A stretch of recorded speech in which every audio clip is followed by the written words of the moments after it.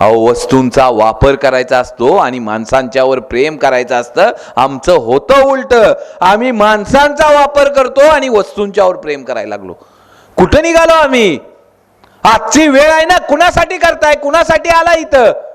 आपल्या पोरांसाठीच ना सगळं करताय. देवापेक्षा जास्त भीता की माझा मुलगा घडावा, माझा मुलानं काहीतरी आयुष्यात करावं. कोणासाठी चाललंय? मुलांसाठीच ना.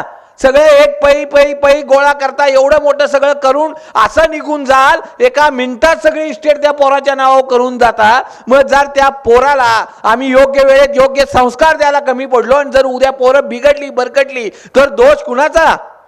अरे एक पोरासाठी इस्टेट नाही केली तरी चालेल. नाही पोरांसाठी गाड्या घेऊ नका, नाही फ्लॅट घेऊ नका, ना शेती घेऊ नका, ना पैसे घेऊ नका, ना सोनं घेऊ नका, पण पोराला चांगले संस्कार आणि स्वाभिमान शिकवा.